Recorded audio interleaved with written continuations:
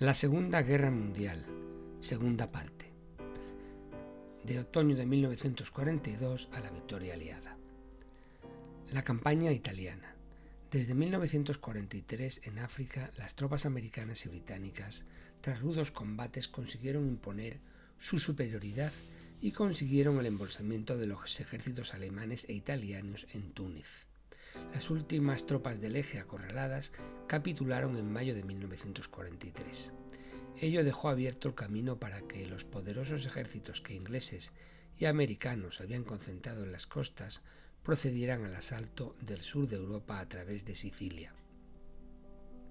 Durante la conferencia de Casablanca, en enero de 1943, entre británicos y estadounidenses, se acordó abrir un segundo frente, el de Italia, cuya primera fase, después de un gran desembarco de tropas, fue la toma de Sicilia en poco menos de un mes. Si bien los alemanes consiguieron evacuar la totalidad de sus tropas sin apenas bajas. Ello conllevó la deposición por parte del rey Víctor Manuel de Mussolini, que fue sustituido por Badoglio, y comenzó a negociarse la rendición italiana a condición de respetar Roma como una ciudad abierta. Sin embargo, las tropas alemanas se adelantaron al acontecimiento, se apoderaron de Roma y mientras una brigada paracaidista alemana rescataba a Mussolini de su prisión. Desde que las nuevas divisiones de la Wehrmacht reforzaron Italia, el avance de las tropas aliadas, a pesar de los sucesivos desembarcos de tropas en Anzio, al sur de Roma, se hizo lento y difícil. La llamada línea Gustav, una línea defensiva en distintas fortificaciones en torno a los Apeninos, detuvo el avance aliado hasta mayo de 1944. Hubo episodios de una ferocidad extrema, como la reiterada defensa mediante olas de paracaidistas alemanes en el monasterio de Montecassino. Vistas las enormes dificultades en el avance sobre Italia, en la conferencia de Teherán en noviembre de 1943, Roosevelt, Churchill y Stalin decidieron atender las exigencias de este último y abrir el llamado Segundo Frente en Europa, al que dieron absoluta prioridad. Es la ofensiva planeada desde el norte de Francia, que en junio de 1944 llevaría al gigantesco desembarco de Normandía. El teatro de operaciones en Italia adquirió así carácter secundario, y aunque en mayo de 1944 el ejército aliado del mariscal Alexander, con grandes bajas, había conseguido por fin romper la línea de resistencia alemana y entrar en Roma, la continuación del avance siguió siendo lento y costosa. Se alcanzó la Toscana con Florencia y el Po y Milán y finalmente los Alpes. Sin embargo, hasta abril de 1945 no se consiguió ocupar la totalidad de Italia. Ese mismo mes Mussolini fue asesinado y las deterioradas fuerzas italianas colaboraron en los últimos meses de la contienda con los aliados. Los historiadores militares consideran la campaña aliada en Italia como un fracaso, en la medida en que los recursos materiales y humanos que tuvieron que emplear los aliados a lo largo de casi 2 años no fueron equiparables a las unidades alemanas, que no pudieron ser utilizadas en otros frentes. Desde el punto de vista estrictamente militar, a pesar de la supremacía naval y aérea y de la superioridad numérica de las fuerzas terrestres por parte de los aliados, estos no consiguieron ningún éxito, mientras los alemanes lograron defenderse eficazmente hasta el final de la guerra. El segundo frente, de Normandía al Rin. El desembarco de Normandía es la operación de proporciones más gigantesca de la guerra en el frente occidental. El núcleo principal de las tropas aliadas había estado preparándose en la costa inglesa bajo la dirección del general norteamericano Eisenhower para un desembarco en la costa al sur del canal. El desenlace de la llamada Operación Overlord dependía de conseguir una cabeza de puente lo suficientemente amplia en las playas de la península de Cotentin. La supremacía aérea aliada sobre el Canal de la Mancha había permitido en los meses anteriores la destrucción sistemática de las vías de transporte de Bélgica y de Francia, por lo que las playas previstas para el desembarco quedaron aisladas del resto del país, lo que dificultaba enormemente el envío de refuerzos por parte de los alemanes. La operación se inició el 6 de junio de 1944 con un bombardeo de la costa, el lanzamiento sobre la retaguardia de varios miles de paracaidistas aliados.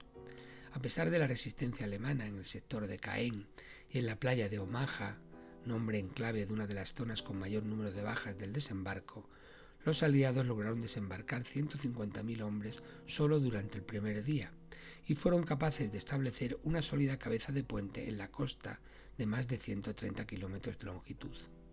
El desembarco representó un éxito y ello les permitió poner pie en Francia y comenzar la liberación de Europa. El 25 de agosto los tanques aliados entran en París. La semana siguiente las divisiones del general Patton cruzan el Mosa por Verdún e inician la ruptura del frente alemán. En septiembre el ejército británico llega a Bruselas y otra avanzadilla entra en Amberes y ocupa las instalaciones portuarias.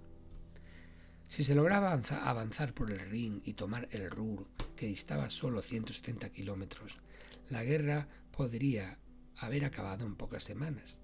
En septiembre de 1944 existía la convicción de que si los nazis perdían el Ruhr y su industria no podrían continuar la guerra. Pero la ofensiva que pretendía atravesar el Rin por el norte y penetrar en Alemania fue contenida por la Wehrmacht y ello provocó el estancamiento del frente todavía unos meses. Hitler todavía haría un último intento para recuperar la iniciativa en el frente occidental. Concentró gran cantidad de tropas en las Ardenas con el objetivo de abrir una cuña en medio de Bélgica hasta Amberes que aislara a los ejércitos aliados al norte. El ataque comenzó el 16 de diciembre y se desarrolló inicialmente según lo previsto debido a las malas condiciones de nieve y lluvia meteorológicas que impedían el auxilio de la aviación aliada. No obstante, una vez superada la sorpresa, la ofensiva alemana fue contenida con grandes pérdidas para la Wehrmacht. Tras el fracaso de la operación de las Ardenas, el último obstáculo para los aliados en el frente occidental era el cruce del Rin.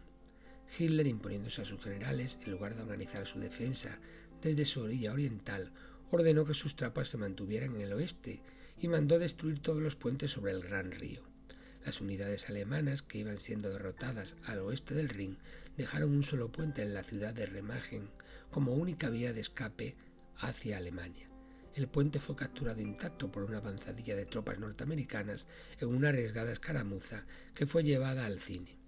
Los exploradores americanos, venciendo la resistencia de la guarnición que lo protegía, lograron tomarlo cuando estaban a punto de volarlo. Un pequeño grupo de soldados estadounidenses lo recorrió bajo el fuego enemigo cortando desesperadamente los cables habilitados para su demolición, y ciertamente por Remagen pasaron las primeras tropas aliadas que penetraron en Alemania.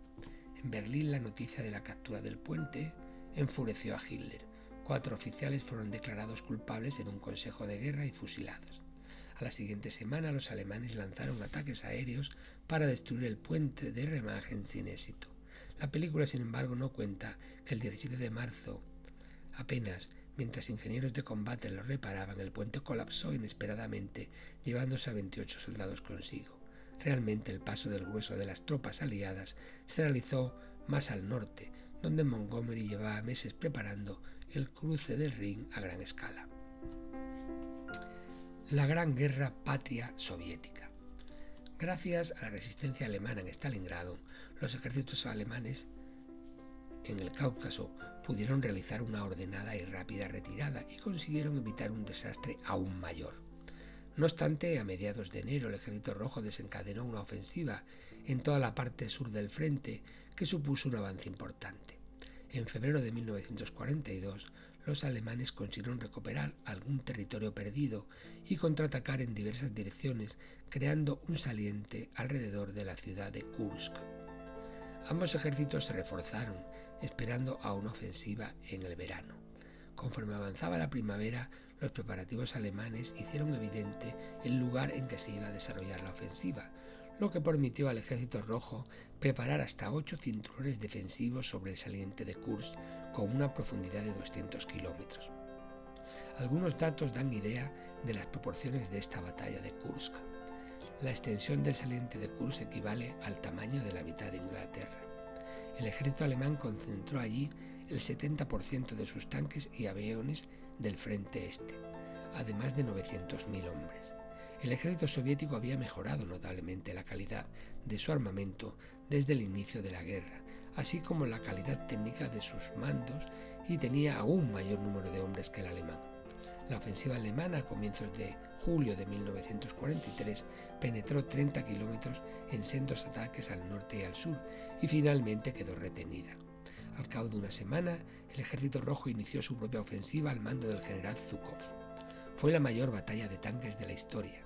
Las pérdidas de hombres y material fueron enormes por ambas partes y obligó a los alemanes a abandonar su ofensiva. El ejército alemán a partir de entonces se mantuvo a la defensiva y por eso esta enorme batalla de Kursk es considerada el punto de inflexión de la guerra en el este y del conflicto en la zona europea en general. A partir de esta fecha, el ejército soviético, mediante una serie de ofensivas que se suceden en oleadas, llega a las puertas de Varsovia en la línea del Vístula, donde todavía son contenidos unos meses tras una desesperada resistencia alemana. Pero en enero de 1945, los rusos con 300 divisiones inician la ofensiva final. El 31 de enero, Zhukov llega a 66 kilómetros de Berlín. Hitler ordena entonces que se refuerce el frente oriental, aun a costa de desguarnecer el occidental, lo que permitió la rápida penetración de las tropas de Patton y de Montgomery por el Rin, que temían que Alemania entera quedase en manos de la Unión Soviética. La reorganización de las tropas soviéticas en el Oder para el asalto final sobre Berlín llevó a una concentración de 2,5 millones de soldados. La ofensiva comenzó el 16 de abril. Una vez vencida la resistencia inicial en el Oder, el avance convergente cercó Berlín el 25 de abril. La suerte estaba echada. El 30 de abril, con las tropas soviéticas a 500 metros de su refugio, Hitler se suicidó. El 2 de mayo se rendía la guarnición de Berlín. El 7 lo hacían los plenipotenciarios alemanes en todos los frentes. La derrota de Japón, de Guadalcanal a Nagasaki. La derrota japonesa de Midway había supuesto el punto de inflexión de la Guerra del Pacífico, aunque en julio del 42 los japoneses realizaron un intento de capturar Port Moresby, al sur de Nueva Guinea, que tras varios meses de lucha resultó un fracaso. Simultáneamente habían establecido un campo de aterrizaje en la isla del Guadalcanal como base para la defensa de las Islas Salomón. Un desembarco norteamericano en la isla a principios de agosto logró apoderarse del campo. Su objetivo era impedir que las Islas Salomón fueran utilizadas como bases desde las que se amenazaran las rutas de suministro entre los Estados Unidos, Australia y Nueva Zelanda. Pero lo que inicialmente parecía una operación menor degeneró en una serie de combates terrestres y aeronavales que llegaron a su punto culminante en noviembre de 1942, con la decisiva batalla naval de Guadalcanal, en la que los japoneses fueron derrotados, si bien no se logró la evacuación de las tropas japonesas hasta febrero de 1945. La campaña en la isla de Guadalcanal fue muy costosa para Japón en armamento irreemplazable y sobre todo en bajas humanas. Durante la campaña fallecieron 25.000 soldados experimentados. La derrota determinó el fracaso de la campaña japonesa de reforzamiento de Nueva Guinea. Además, Japón perdió el control del sur de las Salomón y la capacidad de interceptar los envíos aliados a Australia. La mayor base japonesa de las Salomón, en Rabaul, quedó entonces amenazada directamente por las fuerzas aéreas de los aliados. Los japoneses desde entonces se atuvieron estrictamente a su estrategia de defender sus conquistas. Las victorias de los norteamericanos se basaron en la superioridad numérica, tanto en hombres como en armamento. Habitualmente la conquista de una isla era precedida por un intenso bombardeo, y mientras duraba la lucha, la superioridad naval y aérea norteamericana impedía a las guarniciones japonesas recibir refuerzos o suministros en cantidades suficientes. Desde noviembre de 1943 se inicia la doble ofensiva norteamericana en el Pacífico, desde el centro, a cargo del almirante Nimitz, y desde el sur, partiendo de Nueva Guinea, las Salomón, hasta llegar a Filipinas, a cargo del general MacArthur. Por el centro se apoderaron de las islas Gilbert y de las islas Marshall entre febrero y abril de 1944, mientras que entre abril y julio de 1944 se completó la conquista de Nueva Guinea, que abría el camino hacia las Filipinas. En la llamada Batalla del Mar de Filipinas, donde los japoneses trataban de impedir la captura de Saipán, las tropas japonesas perdieron 2 portaaviones y cerca de 500 aviones, y desde entonces Japón ya no pudo plantear batallas navales de un modo equilibrado por la incapacidad de reemplazar los pilotos y los buques destruidos. La conquista de Saipán permitió a los Estados Unidos lanzar sus fortalezas volantes de bombarderos contra las islas principales del Japón, pues desde allí tenían autonomía suficiente. Esta derrota provocó la dimisión del primer ministro Hideki Tojo, militar ultranacionalista intransigente y artífice junto a Nagano Yamamoto de la estrategia de guerra nipona. En la batalla del Golfo de Leyte, entre el 22 y el 27 de octubre, los japoneses emplearon sus últimos recursos navales, en lo que fue la mayor batalla naval del Pacífico, con un total de 282 navíos entre ambos bandos. En esta batalla se empleó por primera vez el ataque organizado de los llamados kamikazes, un cuerpo especial de pilotos voluntarios para misiones suicidas, consistentes en lanzarse en picado contra el buque enemigo. La derrota japonesa, con la pérdida de los últimos portaaviones, dejó inoperante desde entonces la Fuerza Aeronaval de la Marina. Tras la conquista de Leyte, las tropas norteamericanas desembarcaron en Luzón y lo ocuparon. La toma de las Filipinas supuso el definitivo corte en las líneas de comunicación entre el Japón y sus posesiones meridionales suministradores de materias primas. Además de la guerra naval en el Pacífico, la Segunda Guerra Mundial en Oriente tuvo otros 2 escenarios, ambos terrestres de carácter secundario. Birmania, donde tras la conquista japonesa la situación del frente permaneció estancada hasta que en febrero del 44 Japón lanzó una ofensiva en la India que duró hasta julio, en la que sufrieron grandes pérdidas y fue rechazada por el ejército británico. Ello facilitó el avance del ejército aliado desde la India y China, que logró la conquista de Birmania entre julio del 44 y mayo del 45. Y en China, donde combatían 3 ejércitos, las tropas nacionalistas de Chiang Kai-shek, apoyadas por Estados Unidos, las tropas comunistas de Mao y las fuerzas japonesas. Por distintos motivos, ninguna de las 3 fuerzas se combatieron entre sí durante la guerra, y solamente a partir de abril del 44 las tropas japonesas realizaron una ofensiva en la costa para neutralizar las bases norteamericanas desde la que podrían atacar el Japón. Pero la conquista fue efímera, pues el avance norteamericano en el Pacífico obligó al repliegue del ejército japonés hacia el norte en la primavera de 1945. Una vez conquistadas las Filipinas, el principal objetivo americano fue el territorio japonés propiamente dicho. Como paso previo al mando estadounidense, consideró necesario la captura de 2 islas que sirvieran de base a los posteriores desembarcos, Iwo Jima y Okinawa. Por primera vez en estas islas, el ejército norteamericano se encontró con importantes guarniciones intactas, provistas de considerable artillería y bien atrincheradas, puesto que los japoneses evitaron la lucha en las playas y concentraron su resistencia en el interior. Iwo Jima fue conquistada tras 5 semanas de combate, de febrero a marzo de 1945, y costó un gran número de bajas para los baremos americanos. La captura de Okinawa fue aún más difícil. Los combates duraron 3 meses, de abril a junio del 45, y las bajas norteamericanas fueron las mayores de toda la guerra del Pacífico. Además, el uso de kamikazes provocó el hundimiento de más de 30 buques norteamericanos. Se estima que en los 82 días de combate de Okinawa murieron cerca de 100.000 soldados japoneses, más de 12.000 estadounidenses y al menos 100.000 civiles locales, incluidos los cientos que fueron obligados a matarse a sí mismos. Esto dio la medida al alto mando estadounidense de lo que supondría en bajas la conquista de las principales islas del Japón. La notificación de ruptura del pacto de neutralidad por la Unión Soviética al Japón, en virtud del compromiso de Stalin con sus aliados, dio lugar a negociaciones donde a través de la URSS los diplomáticos japoneses trataban de obtener una paz negociada.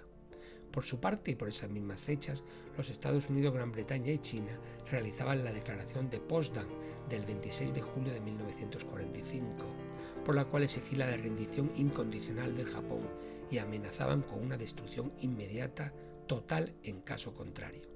El 6 de agosto, sin aguardar más una respuesta a este ultimátum, el presidente Truman daba la orden de lanzar la primera bomba atómica sobre Hiroshima. A pesar del impacto de esta nueva arma desconocida, parte del gobierno japonés seguía insistiendo en una rendición condicionada, en la que se garantizaba la posición del emperador. El 8 de agosto era lanzada una nueva bomba atómica más potente sobre Nagasaki. Finalmente, el 15 de agosto, fue radiado a todo el país un mensaje del emperador Hirohito aceptando la rendición incondicional. El 2 de septiembre, con la firma de la rendición oficial en la bahía de Tokio, finalizaba la Segunda Guerra Mundial. Reflexiones sobre la Segunda Guerra Mundial. La superioridad logística fue crucial para la victoria de los aliados y el papel de Estados Unidos como arsenal de la democracia, según la expresión acuñada por Roosevelt, tuvo una importancia decisiva. Los Estados Unidos no solo soportaron la mayor parte de la carga de la campaña naval del Pacífico, así como una carga cada vez mayor en la medida en que la guerra fue avanzando en la lucha en Europa. Y su programa de préstamo y arriendo fue esencial para las operaciones militares de sus aliados y para el funcionamiento de su economía de guerra. Al concluir la guerra, las muertes de civiles infligidas por ambos bandos superaban en número a las muertes en combate por un margen de 2-1. El imperativo ideológico y moral de Occidente, que era castigar a los alemanes y a los japoneses por sus numerosos crímenes, culminó con la ofensiva de bombardeos que llevaron a cabo la aviación británica y norteamericana. 4 años de terribles ataques aéreos, seguidos de la invasión por tierra, destruyeron prácticamente todas las ciudades importantes de la Europa central, excepto Praga y Viena, Dresde, Hamburgo, Varsovia, Berlín y Colonia. Entre otras quedaron reducidas a escombros. Es posible que la venganza, teñida de racismo, estuviera detrás de la decisión estadounidense de no esperar a que madurara la rendición de un Japón ya cercado y privado de suministros, y utilizar bombas incendiarias sobre Tokio y hacer estallar las bombas atómicas sobre Hiroshima y Nagasaki, que mataron a centenares de miles de civiles y dejaron estas ciudades en ruinas.